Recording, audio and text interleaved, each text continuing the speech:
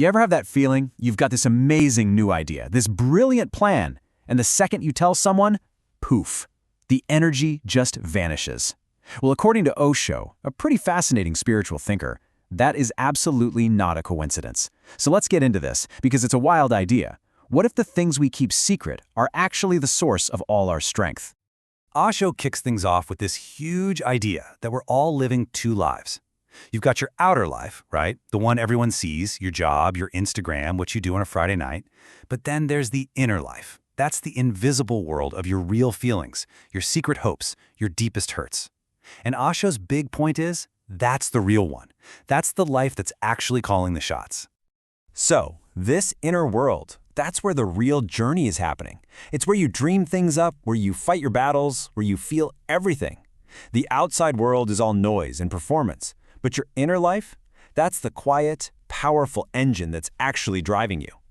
So if this part of you is so incredibly powerful, the big question is, how on earth do you protect it? And this is where it gets really interesting. Osho talks about this secret law of energy, and it's shockingly simple. The moment you talk about your plans, your dreams, your struggles too early, you're basically leaking energy. All that precious fuel you need to actually do the thing, it just dissipates. Your focus gets blurry, your determination gets weak. It's literally like letting the air out of a balloon.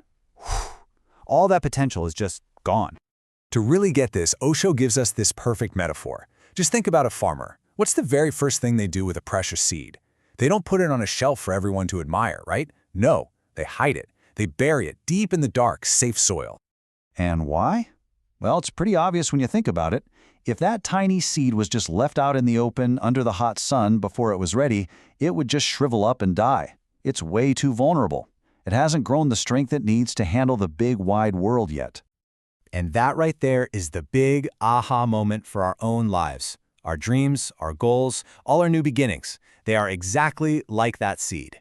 They need a little bit of darkness, some quiet, some secrecy to grow strong roots. And only when they're truly ready, when they're strong enough on their own, should they burst through the soil and face the light.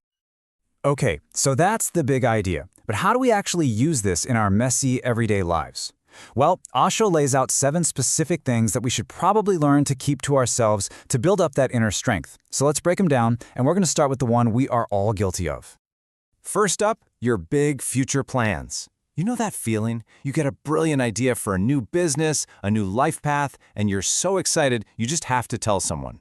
But Osho says, hold on, that's the first mistake. When you broadcast your intentions like that, you're letting everyone else's energy, their opinions, their doubts into something that is still so fragile. Because think about it, what happens when you share a big dream? People start comparing it. They start asking a million questions. They get skeptical. Even your best friend with the best intentions can accidentally plant a tiny seed of doubt that wasn't there before. And you've got to remember, doubt is like poison to a brand new idea. It can kill it dead before it even has a chance. All right, number 2 gets a little more personal. It's about family. Look, let's be real. Every family has its issues, its arguments, its tensions. That's just part of life. But those problems, they are best kept and best solved inside the family, not broadcasted for the entire world to weigh in on. And here's the tough pill to swallow. When you air your family's dirty laundry, the world isn't really listening to help you solve anything. It's listening for the drama. It's listening for the story. Your very real pain just becomes somebody else's gossip. And all that does is weaken your family, exposing all its cracks to people who don't really care. Third on the list, your own private struggles. We are all fighting some kind of battle, whether it's with money or a career or just a sadness we can't shake. And I know, it feels so good to vent, to just let it all out. But Osho suggests that maybe, just maybe, the real power comes from moving through it quietly. Think of it this way. Your struggle is a fire. It's the heat that's shaping you, making you stronger, turning you into gold.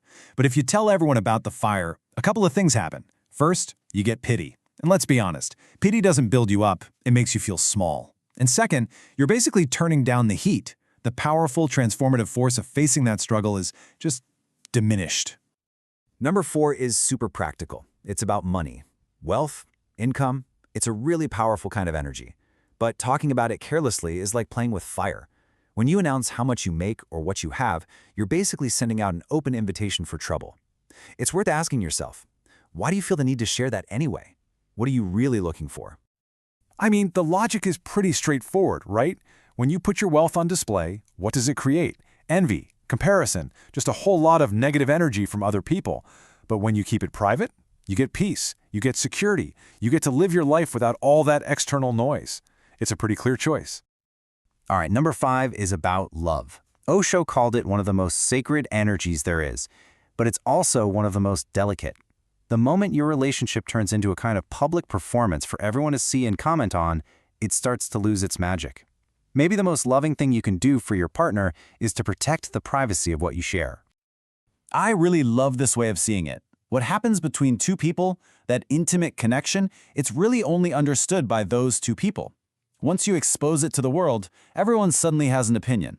They judge it, they analyze it, they compare it. And all that outside pressure can start to crack the very foundation you're trying to build.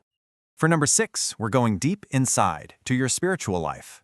You know that moment? Maybe you're meditating or just out for a walk and bam, something clicks. You have this profound feeling, this sense of clarity, and your first instinct is to grab your phone and tell somebody. Osho's advice? Don't. Just sit with it. Let it be yours and yours alone for a little while. See, that kind of spiritual energy is, well, it's really subtle. And if you try to explain it to someone who hasn't felt it, they're going to come at you with logic and doubt, and that can just totally cloud what you experienced. Real growth doesn't need a press release. It's like a flower. You don't have to shout, "Hey, I'm blooming." When it's real, people will notice the fragrance all on their own. And finally, we've arrived at number 7. Keep your next move secret. Think of life as a kind of strategic journey. If you announce exactly where you're going before you even start moving, you're putting yourself at a huge disadvantage. It's so much more powerful to turn the page to the next chapter of your life before you announce that you're reading a new book. Now, I know what you might be thinking. That sounds a little cynical, right? But the point isn't that people are evil. It's that people, often without even realizing it, get comfortable with the way things are.